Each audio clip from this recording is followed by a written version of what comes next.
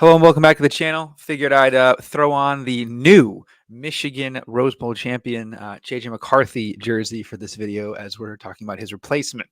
I think this is the biggest question for pretty much everybody now that we have the Harbaugh situation resolved of who exactly is going to be the signal caller, man under center, probably more in shotgun, for the University of Michigan Wolverines. I thought I have a good list of internal and external candidates. And, some dream candidates for me personally, some potential guys that we could see in the portal, things like that. And then we just quickly go through those guys and then talk about the internal ones and then who most people are talking about. I think there's about 3 names realistically, mostly pretty much one. That is a very fun name coined by our friend Robert Griffin III. Thought I'd start off with some of the more I guess you could say the more unrealistic ones. That would be like an Arch Manning type deal. I think there'll be a few names that in the spring decide to transfer out. The spring transfers don't have a great hit rate. For Michigan, personally, they do. We had 2 spring transfers last year. It was Josh Wallace and James Turner. I would say those are 2 pretty good successes. I don't know about you. A corner from UMass, bringing him in and making him into an NFL draft pick. And he was absolutely unbelievable opposite side of Will Johnson. Might need a guy to replace him, but this is about quarterback right now. I think Arch Manning could potentially be an option. I know that's probably a very dumb take. I'm putting this at a confidence of about 2 out of 100. I think that should be something you kick the tires. I mean, if you really want to make a statement with NIL, it'd be great to bring in Manning to Michigan. We've seen recently with the Lions, we've had Peyton, at least in the arena in the stadium, I guess you could say. Around the Michigan program and with the Lions, obviously, they've had a few interactions there. It'd be a great brand for him there. And the storylines of him going against Texas, that'd be maybe some crazy tampering. He could bring in some signs and stuff. Would be very interesting. It'd make that game week 2 a whole lot more interesting if he was there. But I do think Michigan probably opt for an older person. But it was more the premise behind him of there's a lot of these guys that are not going to want to battle because, if you have the ability to instantly switch, why would you waste a year? Arch already has wasted a year behind Quinn. And is he realistically only going to play 1 year in college and then go to the pros? Maybe, but who knows? So he's out probably. We move on next to LSU.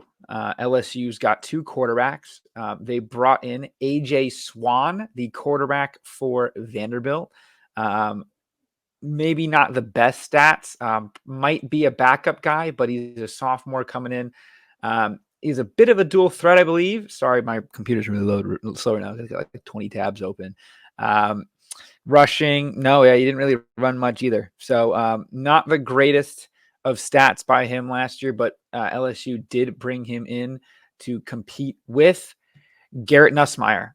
He's been there for a while, had some pretty big snaps in the championship game last season when Jaden Daniels went down. He doesn't show much here, but in the bowl game, he did throw for 400 yards and 3 touchdowns and a pick, which is pretty good. You might think, it was a pointless bowl game against Wisconsin. Yes, but this is the same system that had the Heisman winning quarterback put up a lot of good numbers. Did not much this season, but I'm trying to pull up his game last year when he played like a quarter or 2 against Georgia with Jaden Daniels hurting his ankle. He had 15 for 27, 294 yards, 2 touchdowns and interception, and played really well actually in that game.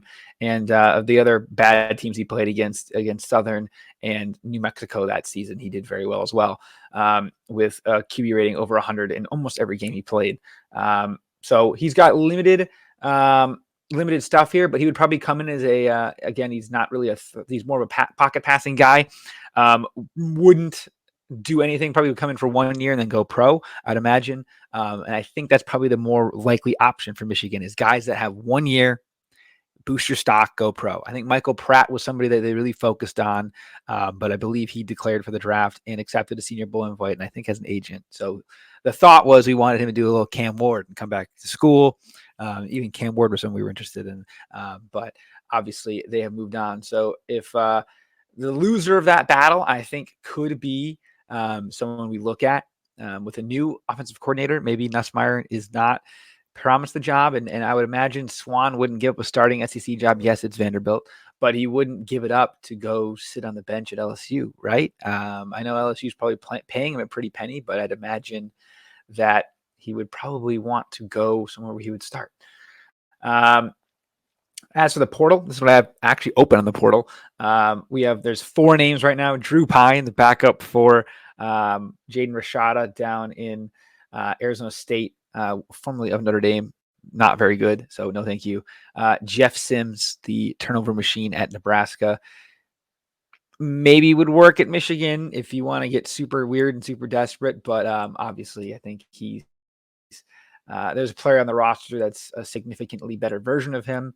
And then you've got Demarcius, Dermaricus, Demarcius Davis. He entered the portal 3 days ago. He is from Washington. He is 6'4.5", 190 out of Rancho Cucamonga, California. Had a lot of offers. Was a 4-star prospect, 90 rated, the 17th quarterback in the 22-person overall at California, excuse me. He had a lot of offers. Would be very interesting to see if he did something. But again, I don't really think that's a guy Michigan would be interested in totally. And there's one more name in the portal who is the guy I think Michigan's good target. We'll do him last. The final 4 names here, I'll put them in order of likelihood, I think. Number 1, least likely, but a guy I think Michigan should really take a look at is Byron Brown. Excuse me. He is the freshman quarterback. I believe this was his 2nd season, though, at USF. So he could go pro after this season. Dual threat machine, 6'3", 209 out of Raleigh, North Carolina, from the University of South Florida Bulls. South Florida Bulls. This kid was electric. Him and the next guy were my 2 fantasy quarterbacks and for college, and they were very, very, very good. So I'm a little bit biased with those 2 as I have a bit of a bit of loyalty to them as they helped me in my fantasy season. He had 3,300 yards passing, and he also had 800 yards on the ground with 11 touchdowns, and he threw for 26 touchdowns, 11 picks. Was sacked 38 times, a lot of sacks, but when you're running quarterback, you kind of get sacked a bit. And played pretty well in a lot of the games. Obviously, I don't know if anyone watched that game against Syracuse. I was all over him in our bowl pick'em. He had 214 yards and 3 touchdowns, along with 64 yards on the ground. And in their 45-0 beatdown of a Power 5 school. They played Alabama. He had 92 yards rushing against Alabama, which is pretty good. I don't know if anyone remembers that game was an absolute monsoon. So we're not going to talk about the fact that he had a 50% pass right there with 87 yards in the pick. But a lot of other games, he was doing his thing. He had 400 against Rice, against Memphis in a 59-50 loss. He had 350 yards and 5 touchdowns, along with 100 yards on the ground. He broke 100 yards. Here's his rushing totals. We'll just do his rushing totals just to show you what's going on here. 160, 23, 92, 82, negative 27 against Navy, 136, 46, 61, 100, negative 14, 43, 43, 64. I mean, if you put him back there with Michigan, I think, a guy on the roster that was the secret weapon could learn a fair thing or two from Byron Brown. And I think you would really get a good 1-2 punch. The upgrade on Byron Brown would be my other fantasy quarterback, Caden Salter. So he entered the portal and came back. He's a quarterback for the Liberty Flames. This will be his probably final season in college football. It's the last one he has to do. Believe he's a transfer from Tennessee at some point. Played 3 years at Liberty. Last year, he was like the main guy. Made a lot of noise. He had 2,876 yards, 32 touchdowns, and 6 interceptions. And rushing wise, he had 1,089 yards. I believe that was more than Blake Corum with 12 touchdowns. This guy was a machine. The Conference USA had a few games on Tuesdays and Wednesdays this year, so I hope people were able to catch it from him. He's a good guy you need to look at. Again, multiple games with 100 yards rushing. The best was the championship game against New Mexico State. He was 20 for 25, 319 yards, 2 touchdowns with 165 on the ground and a touchdown. This kid was unbelievable. His dual threat ability is great. He's from Cedar Hill, Texas. He's 6'1", 200, so a bit smaller but stockier, and would be a good plug-and-play type deal. And again, if you're going to probably go with Alex Orji, who is the secret weapon, I don't know, I've been hiding his name the whole time. He is a better version of Alex Orji, and I think it'd be a good instant plug and play. And again, you could have Alex Orji work from him, and you could go 2 years of him, or Jaden Daniels when he's ready next year, or Jaden Davis, excuse me. And the final name, and the name I think everyone's been talking about a lot, is Jordan McLeod of the James Madison Dukes. He entered the portal. Everyone thought he was going to go to Indiana with his coach. They went for Curtis Rourke instead out of Ohio, the Bobcat, and guys actually from Canada, so the Canuck. And then he entered. Then when he was still in the portal, they rumored him going to Auburn. A bunch of fakeish accounts started running with that story until he retweeted it, said that's not true. I think he was rumored to Texas State, I believe, and then Jaden Delorier went there. So you've now got him sitting in the portal. I think he's the number one option in the portal, I believe, or number two behind the other kid, because the portal rankings are very dumb, and they rank these kind of kids off of their college ones. They have DeMarcus Davis over him. But Jordan McLeod is currently a 3-star out of the portal. I think it'd be a good option for Michigan. It'd be a good plug and play. You do 1 year, and you get out. The senior from Tampa, Florida, he's 6 foot, 200 pounds. I'm sure you could put a few pounds of weight and muscle on him at Michigan. He was at USF for 2 seasons, went to Arizona, and then was at James Madison the last 2. 35 touchdowns and 10 interceptions. So pretty good there. Can run a little bit as well. 270 yards on the ground with 8 touchdowns. Obviously, with sacks, you got to factor that he was sacked 23 times. Pretty good overall stats. A little bit, pretty much 3,700 yards. Good. 3.5 touchdowns to a pick is, again, great. Significantly better options with Michigan. And I think that, you look at his game against Virginia, 224 yards, a touchdown. He had 32 yards on the ground. Only Power 5 game, really. He threw for over 200 yards in every game, barring Bucknell, which is like, it's a D2 school. Shout out my good friends that go to Bucknell, Red Backpack and Miss Zinn. But yeah, I think he'd be a great option to plug and play. More familiar with the system. I think he'd be good for Jaden Davis to learn from. If that is the route we go in the future, it should be stunned if it wasn't. A good pocket passing, play action guy, thrives, pretty surgical. Again, really protective of the ball. Doesn't force it too much unless he absolutely has to. But again, it is what it is. Pretty efficient as well. 62% completion rating. It's 68.2, excuse me, is very good. So, but yeah, now we turn to guys we already have on the roster. There is basically 3 guys I think you're talking about here. Jaden Davis, right? He's the guy that is incoming as a freshman. Obviously, no stats for him to go off of, but he was one of the better recruits. Did not get upgraded back to a 5-star, was a 5-star early in the cycle, and did not get back to it, unfortunately. Looking at the rest of this here, the other 2 options are, we'll start with we'll save the best for last. The other one would be Jaden Denegal. I know there's a lot of Jadens. Jaden Denegal. I don't even know where he's from. That's bad by me. Good friend of Kyle Kuzma's. Kyle Kuzma tweeted about him one time, and I was like, well, that's cool. From Apple Valley, California. He is 6'5", I think. 6'5", 235. Was pretty good. I think he's going to be getting a good look. He might be the non-sexy option, but I think he's going to be probably the guy. If I had to guess right now, I'd be surprised if it was not.